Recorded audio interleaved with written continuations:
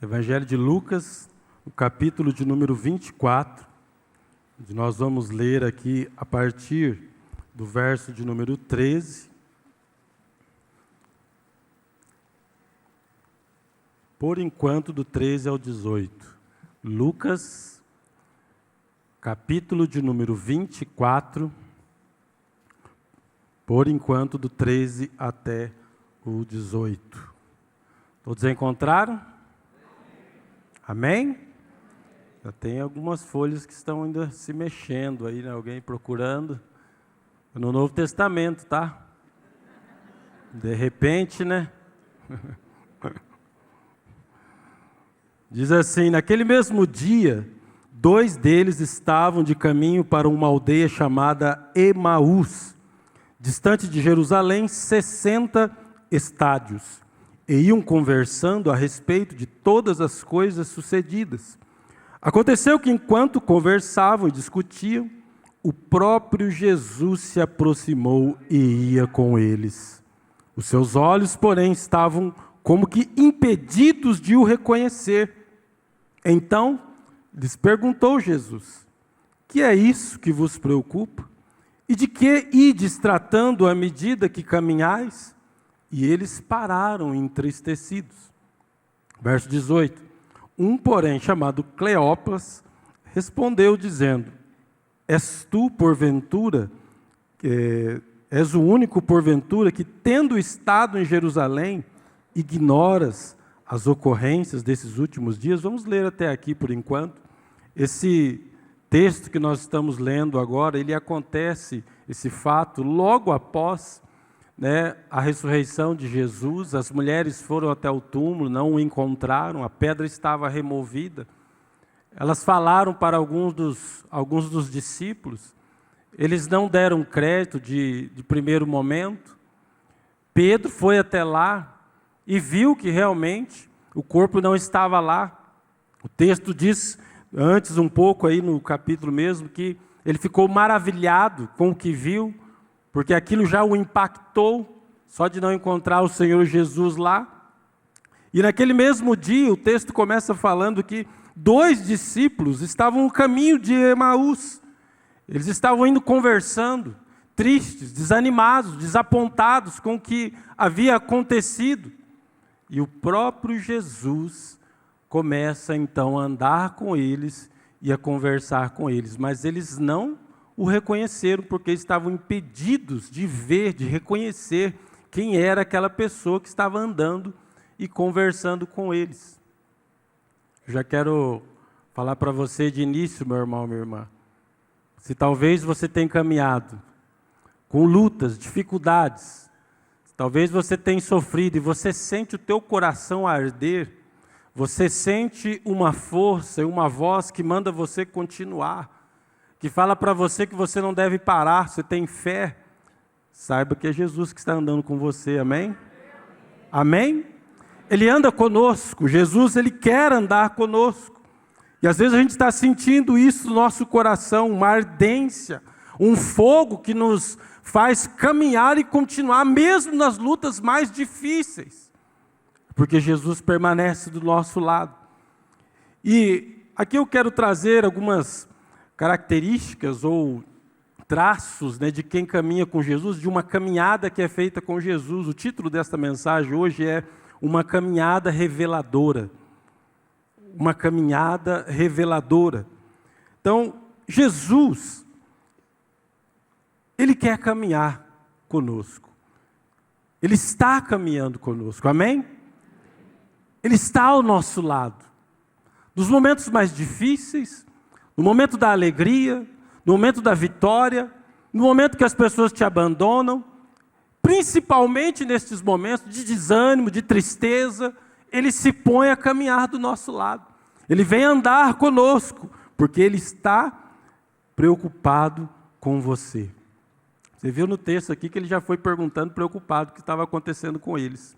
Logo depois de Jesus ressuscitar, veja bem que Jesus foi morto, acusado de blasfêmia, Ele foi acusado de blasfêmia por dizer que era filho de Deus, de sedição por se declarar rei, também de profanar o sábado, porque curou pessoas no sábado, de incitar o povo a não pagar imposto.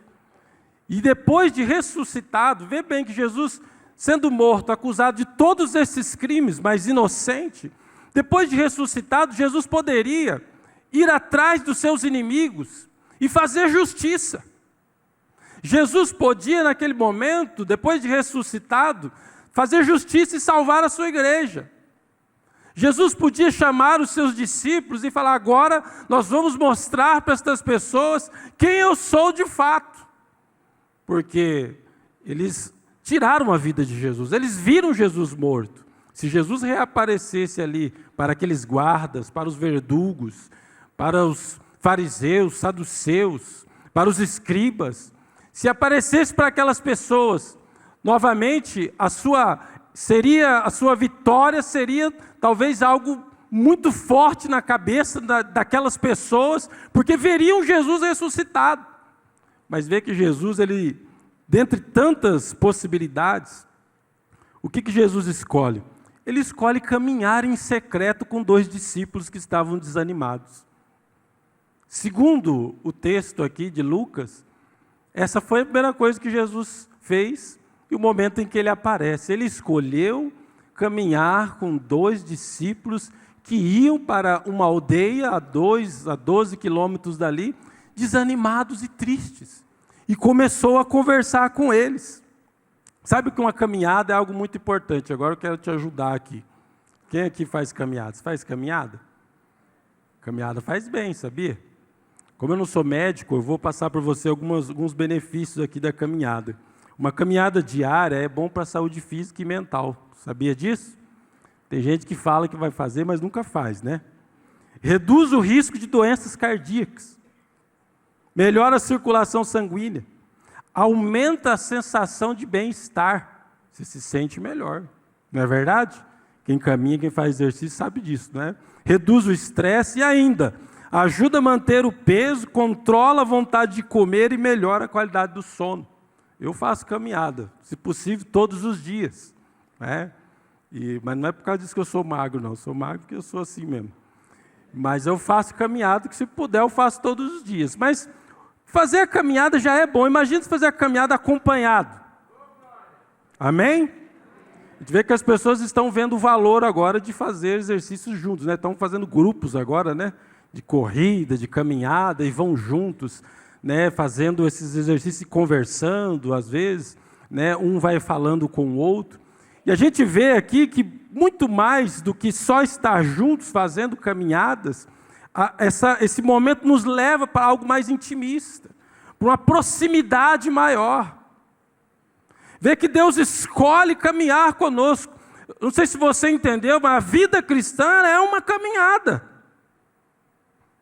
A vida cristã é isso. Existe uma frase que diz que sozinhos nós vamos mais rápidos, mas juntos nós vamos mais longe. O autor é desconhecido dessa frase. Mas ela é um lembrete de que, embora a autonomia possa ser útil, né, mas uma vida de cooperação no trabalho, em equipe e colaboração, são essenciais para alcançar objetivos a longo prazo. Então, juntos, nós conseguimos fazer coisas maiores, ir mais longe, com mais força, chegar lá com mais vivacidade. E Jesus, nesse momento, escolhe caminhar com eles, e conversar com eles, e ir falando com eles. E não é só caminhar. Você sabe que quando você caminha com uma pessoa, eu me lembro muito bem, quando eu caminhava, fazia caminhadas com a minha mãe, ou com meu pai, a gente ia a algum lugar, com os meus amigos, você vai conversando. Você pergunta, não tem como você andar com uma pessoa, você não conversar com ela. Você está próxima dela, você está indo no mesmo lugar que ela, vocês têm objetivos em comum. Então você faz perguntas, não é? Respostas, perguntas sobre a vida dela. Eu vejo isso acontecer muito aqui quando nós temos as atividades aqui na igreja. A gente vem servir, e às vezes você serve do lado de uma pessoa que você talvez nunca conversou com ela. E ali você começa a fazer perguntas. Né? Falam, você mora onde? Mora em tal lugar. Né? Você faz o quê? Eu trabalho com isso. E aquela proximidade traz o quê para a gente? Uma comunhão mais forte, mais profunda. traz para a gente conhecimentos da vida da pessoa que talvez a gente nunca saberia se não estivéssemos próximos. Então, a proximidade é algo necessário para que a vida de comunhão seja sólida, seja verdadeira, seja forte e duradoura. Isso acontece numa caminhada. É o que Jesus está fazendo com eles aqui nesse momento. E a vida espiritual, a vida cristã, é exatamente isso. Eu me lembro quando eu comecei a caminhada cristã. Eu me lembro das pessoas que estiveram ao meu lado. Até hoje, como nós vamos caminhando e conhecendo as pessoas, nos aproximando delas e nos envolvendo na vida delas. Jesus tem a iniciativa de fazer isso. Então a gente vai ver aqui que a caminhada com Cristo, a caminhada da vida cristã, ela vai mostrar para a gente que primeiro a iniciativa é de Cristo. Que o texto mostra claramente aqui, você pode ver no verso número 15 aí, aconteceu que enquanto conversavam e discutiam, o próprio Jesus se aproximou e ia com eles. A proximidade, essa aproximação foi uma iniciativa de Cristo, porque muitas vezes nós escolhemos nos afastar. Nós escolhemos viver de longe, com as nossas dúvidas, o nosso medo, o nosso desânimo. Nós preferimos pegar um rumo e ir para um lugar que ninguém sabe onde a gente vai. Mas Ele busca sempre a proximidade. Ele tem um interesse pelas pessoas. E Jesus, Ele começa a andar com eles e fazer curas. E fazer perguntas naquele momento. Você vê que as pessoas sempre se aproximavam de Jesus para quê? Ou por curiosidade, ou porque queriam uma cura, ou porque queriam algum tipo de validação. Ou até os seus perseguidores se aproximavam para falar com ele. Mas quem se aproximou de Jesus realmente interessado em Jesus? Jesus se aproximou das pessoas interessadas nas pessoas, não no que elas poderiam oferecer. Então a proximidade é uma iniciativa de Jesus. Tem um livro chamado Nascido Escravo, que ele é, na verdade, uma versão mais resumida de um livro de Lutero, que é Escravidão da Vontade.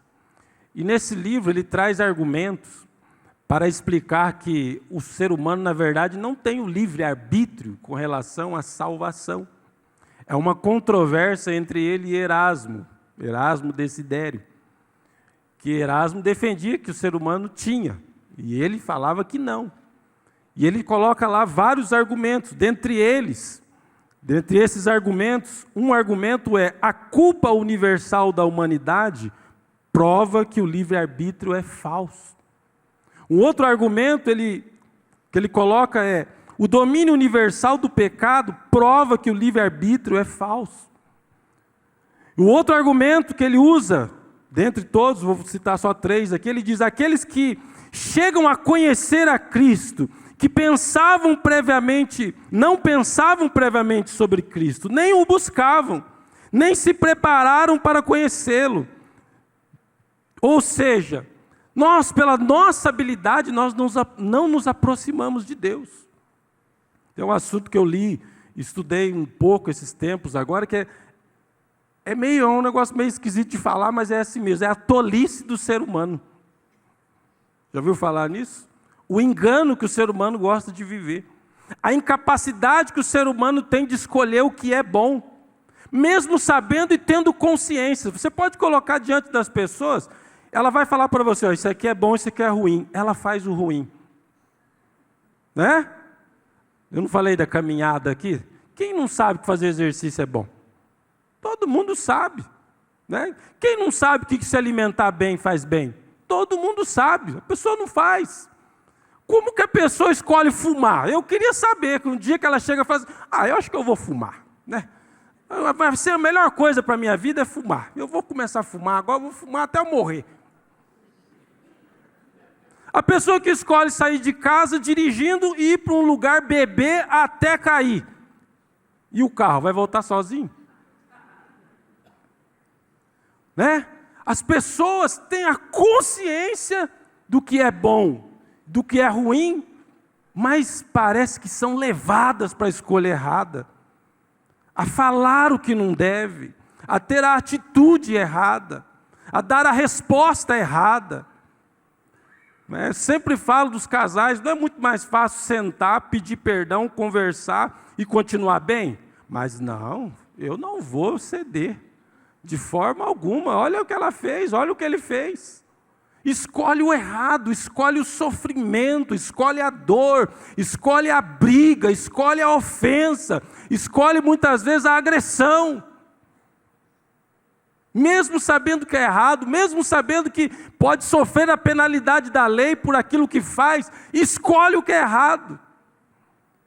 E são esses argumentos que Lutero traz para provar que o ser humano por si só ele não tem essa capacidade de se salvar. De falar, agora eu vou entrar no céu, agora eu vou sair do céu. Se Cristo não viesse, e se ele não crer no sacrifício de Cristo, não se entregar a Cristo como Salvador, isso não acontece. Porque nós somos, sim, infelizmente, levados, muitas vezes, pela tolice, pelo engano, pela mentira. Não é? Então, a gente vê que Deus, Ele é o que tem essa iniciativa. Ele vai se encontrar com Adão antes e depois da queda.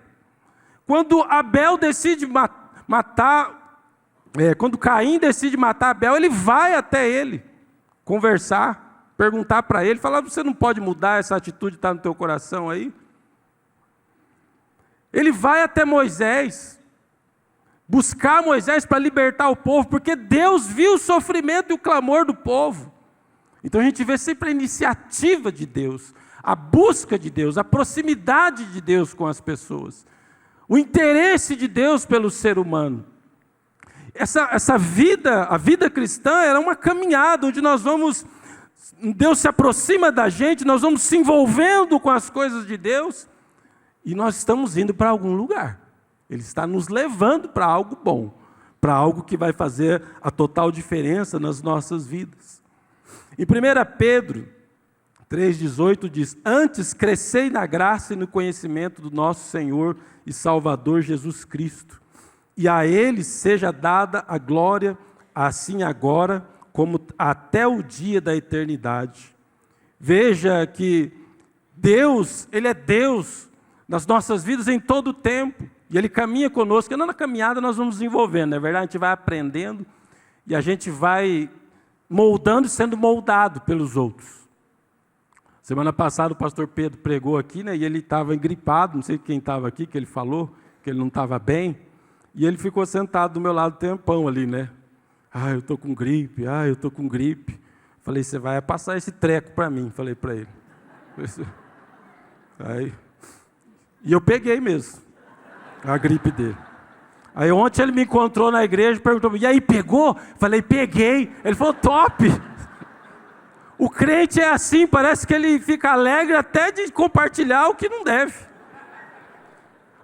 Falei, seu panaca, que você ia passar isso para mim. Ele falou assim, mas a gente é tão irmão aqui que a gente brinca com tudo, né? Então o que acontece? A gente vai se envolvendo, a gente vai misturando a vida, os sentimentos, nós vamos entendendo para onde Deus quer nos levar, e as coisas vão acontecendo. É fácil? É claro que não é fácil. Você vê que Jesus começa a conversar com eles, a pessoa está resistente, a pessoa não crê, a pessoa, não, mas, né, triste, desapontado, desanimado com o que tinha acontecido. Jesus, Ele não se revela a eles, e Deus sempre foi especialista em estar presente na nossa vida, muitas vezes sem se revelar, né?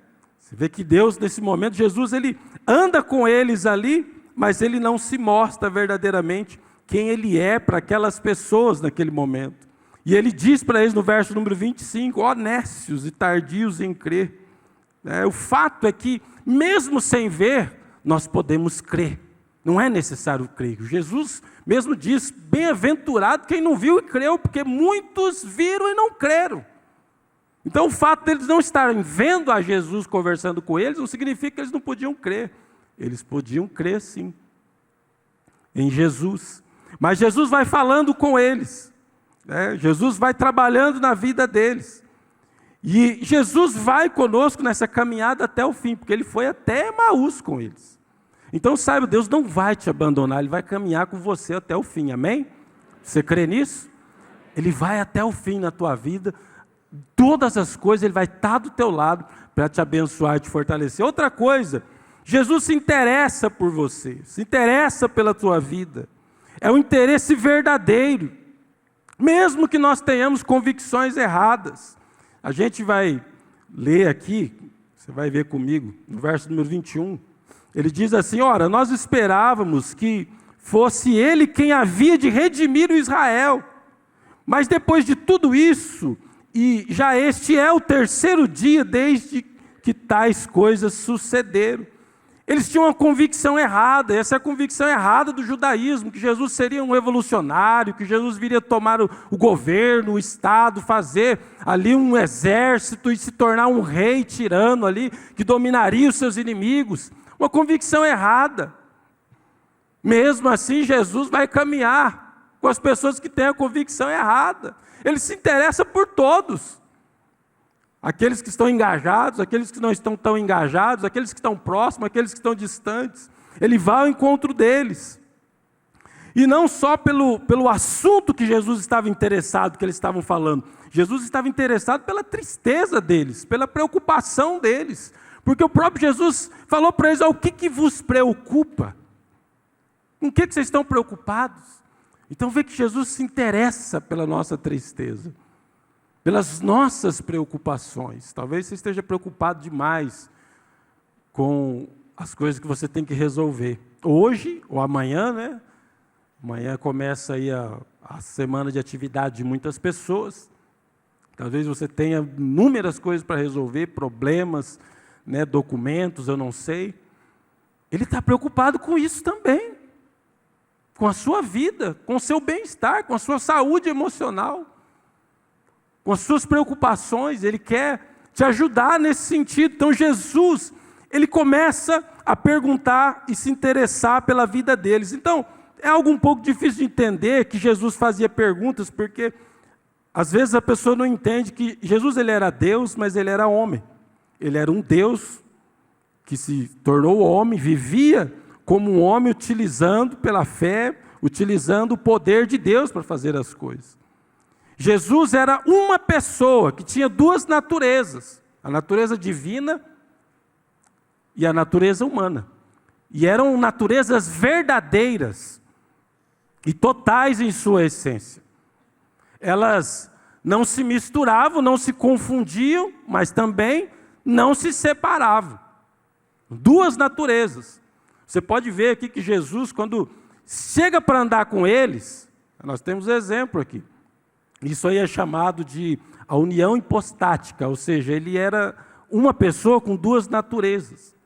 Quando chega para andar com eles, Jesus os impede de vê-los. Isso aí faz parte da natureza divina de Cristo. O poder de Deus, um poder divino, que os impede de enxergar. Mas quando Jesus se aproxima e começa a conversar com eles, Jesus faz uma pergunta para eles. Ué, o que vocês estão conversando? Jesus não estava fingindo. Por mais que Jesus imaginava, sabia o que estava acontecendo com eles, mas Jesus queria que eles falassem. Jesus queria perguntar para eles se era exatamente aquilo que estava acontecendo. Nós vemos a natureza humana de Cristo. Jesus, ele se esvaziou. Diz lá Filipenses 2, 7 e 8, que ele a si mesmo se esvaziou. A gente tem que entender a kenosis de Jesus, de Deus, que ele se limitou em algumas coisas, para que a sua natureza humana fosse verdadeira. Porque se não fosse uma natureza humana verdadeira, o seu sacrifício também não seria real nem verdadeiro. Então a sua natureza humana era verdadeira. Por isso que ele sentia fome, sentia sede, ele tinha que dormir. Você já viu Deus se cansar? Você já viu Deus sentir fome? Você já viu Deus sentir sede? Não, é parte da natureza humana de Cristo. Por que eu estou falando tudo isso? Porque tudo isso prova o envolvimento profundo e verdadeiro que Deus tem com o ser humano, a ponto de se tornar um, ao mesmo tempo que Ele é Deus. E quando Jesus começa a conversar com eles, a história deles, as dúvidas deles, os problemas deles, as preocupações deles começam a se confundir e começam a entrar na vida de Jesus naquele exato momento, e Jesus vai explicando para eles o que estava acontecendo. Você vê como Deus é um Deus que se preocupa conosco profundamente, se interessa por nós ao ponto de vir aqui habitar entre nós. Mas você pode dizer, mas pastor, Jesus já estava ressuscitado. Mas a quenose não tinha acabado ainda. Jesus ainda não tinha ido para a glória. Ele não poderia viver entre os seres humanos na totalidade do teu poder, porque não é possível. Deus está diante do ser humano, né, com totalidade do seu poder diante do pecado. Então ele estava ressurreto, com um corpo novo, mas ele ainda iria ascender aos céus. E ali Jesus, então, conversa, fala com eles, anda com eles e mostra, então, o seu poder naquele momento. Então, o que nós temos que ver? Jesus, ele tem o interesse de andar do nosso lado, e muitas vezes secretamente. Eu entendo e vejo que Deus coloca pessoas do nosso lado. E você está olhando a pessoa, muitas vezes não está entendendo que é o próprio Deus que está trabalhando na sua vida por intermédio dessa pessoa. É o próprio Deus que está falando com você, que está perguntando para você sobre as suas preocupações. É para isso que Ele te coloca numa igreja, é para isso que Ele te coloca numa comunidade, é para isso que nós temos que andar juntos, é para isso que nós fazemos ministério, é por isso que nós buscamos oração juntos, orar uns pelos outros, é por isso que nós nos reunimos como igreja. Aqui, na comunhão, Deus se manifesta poderosamente e nos cura. Vou pedir licença ao pastor Wilson agora, pastor. Olha para o irmão do lado e fala para ele, irmão, você é o meu remédio, fala para ele.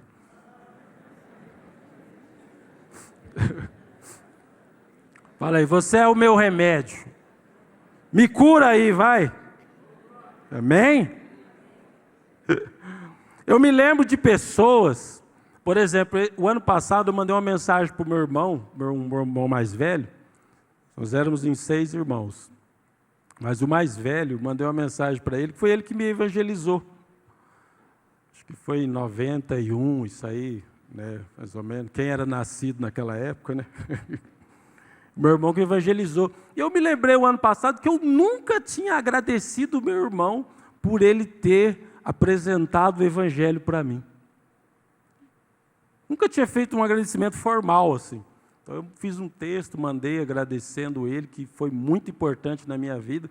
E o interessante é que ele se preocupava em explicar para mim as coisas. Eu tinha muita dúvida, né?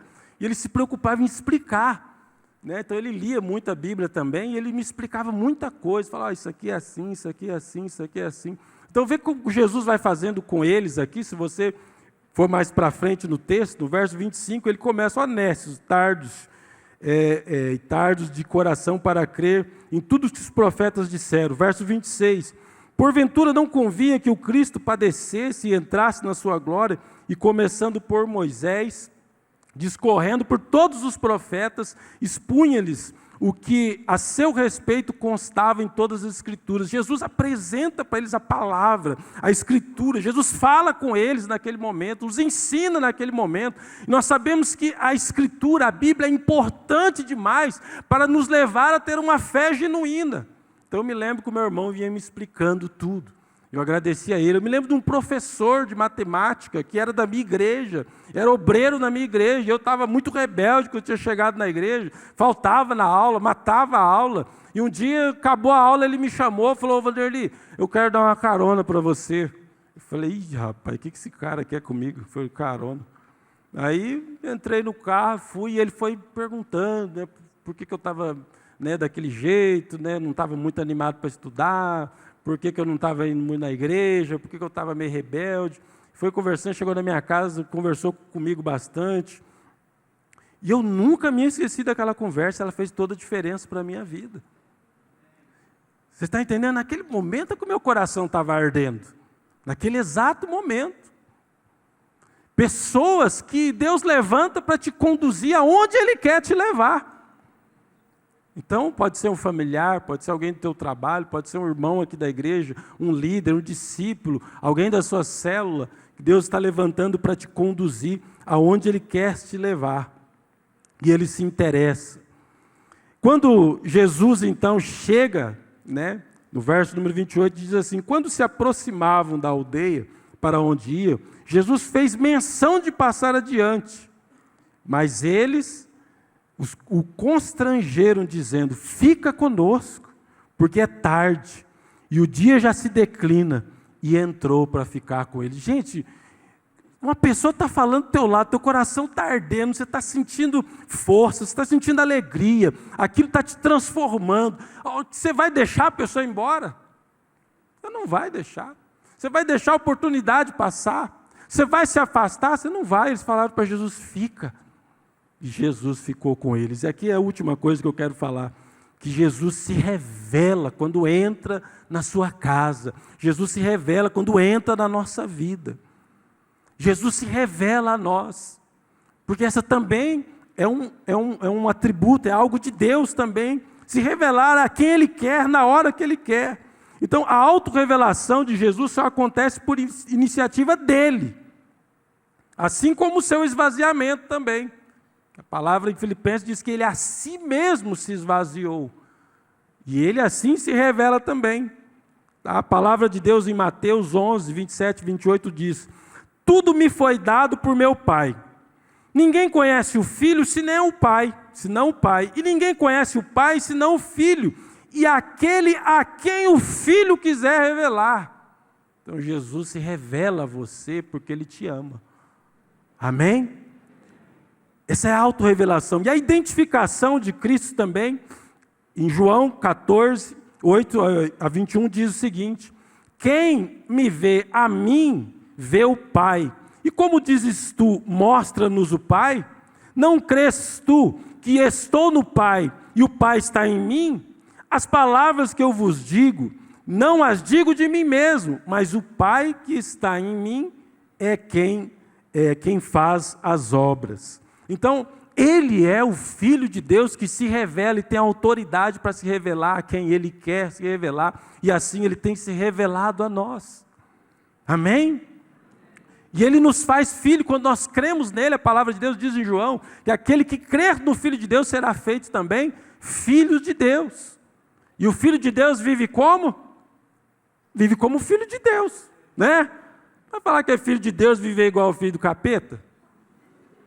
Porque tem gente que fala: todo mundo é filho de Deus. Mas pelo amor de Deus, tem gente que eu vejo aí e fala: isso aí não aparece, nunca viu Deus na vida. Porque as atitudes da pessoa, a fala da pessoa, o procedimento da pessoa não corresponde com alguém que conhece a Deus. O filho tem traços do pai.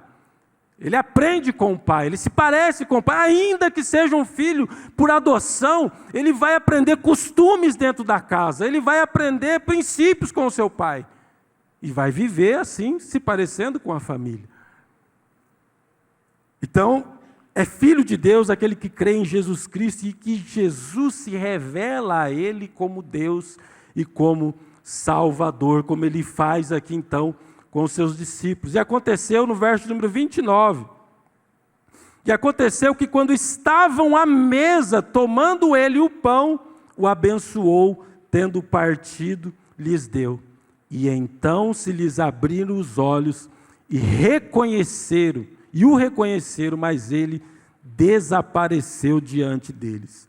Então, naquele momento que Jesus tem esse gesto de partir o pão, não é só o gesto físico, mas, embora com gestos nós podemos conhecer as pessoas, porque os gestos falam muito a respeito de nós, e nós somos repetitivos. Se você prestar atenção, você vai ver que as pessoas elas fazem as mesmas coisas diante dos sentimentos que elas têm. Então, quando ela está brava, ela vai fazer aquela mesma cara, não é verdade? Quando ela está alegre, ela vai fazer aquele mesmo sorriso. Não é verdade? Quando ela está chateada, é a mesma coisa.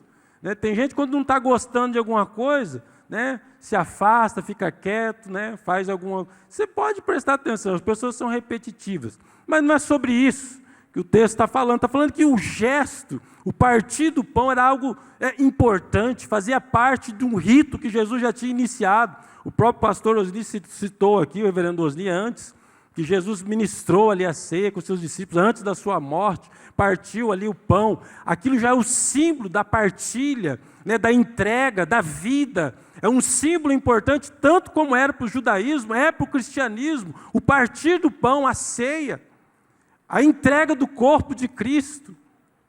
É muito importante. Quando eles viram Jesus fazer aquilo, os olhos deles abriram imediatamente. E Jesus se revelou exatamente naquele momento, porque era um momento que era para eles se lembrarem sempre de quem era o Salvador. É aquele que se entrega, é aquele que é o pão da vida, é aquele que nos alimenta, é aquele que nos sustenta em todas as coisas. E ali ele se revela para eles então. E depois ele desaparece. E assim ele mostra o seu poder divino mais uma vez e a sua natureza, que tem poder sobre todas as coisas. E para concluir, eu quero dizer que a caminhada com Deus é essa caminhada que tem proximidade, que tem envolvimento, não é distante, não é superficial, e é uma caminhada que tem revelação. Nós nos conhecemos, nós conhecemos a Deus, nós conhecemos o que Deus tem para nós, os planos de Deus para nós, mas é na caminhada, não tenha pressa, também não fique parado, não seja precipitado, não fale aquilo que você não conhece, não julgue, tenha calma, tenha paciência, que na caminhada Deus vai se revelando. Tanta coisa que eu não fazia ideia quando eu comecei a caminhar com Cristo. Talvez você esteja começando agora, esteja há pouco tempo. E essas coisas foram se revelando, foram se abrindo, eu fui entendendo ao longo do tempo. Porque a gente tem que ter paciência. Deus vai fazendo um processo e nos explicando e mostrando para a gente coisas maravilhosas. Mas você tem que caminhar com Ele, deixar Ele falar com você. E no término aqui desse texto, olha o que aconteceu. É maravilhoso, surpreendente. O verso de número 32 diz: disseram um ao outro: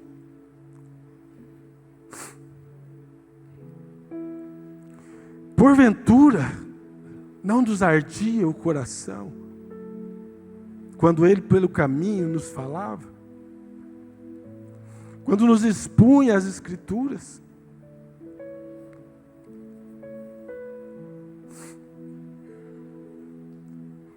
Tem hora que a gente se sente sozinho. Você não se sente sozinho? Tem hora.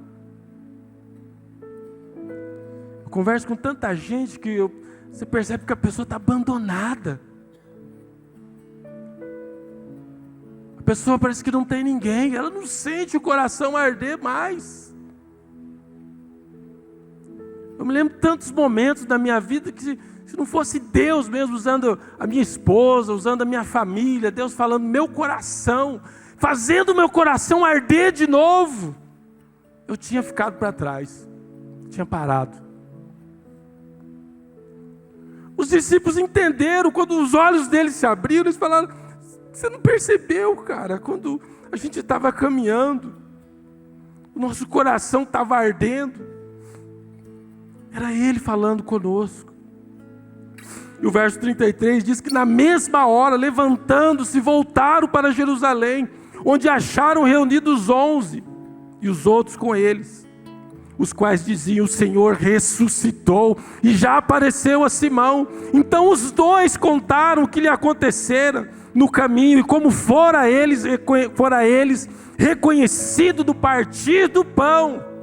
Olha só, que maravilhoso, aqueles dois homens tristes, desanimados, aqueles dois homens que estavam desistindo, indo embora, eles voltaram animados, entusiasmados, falando, comprovando que Jesus estava vivo. É sobre isso o Evangelho, gente. O Evangelho é sobre isso. É sobre testemunho, é sobre mostrar quem Jesus é, o que Ele está fazendo na nossa vida. É envolvimento verdadeiro e proximidade com Ele. É sobre isso. A vaidade deixa para trás, deixa o medo. suas preferências, suas convicções erradas, como eles, achando que Jesus tem que fazer aquilo que eu acho que Ele tem que fazer. Ele vai fazer o que é preciso fazer e nos dar vida. Aleluias.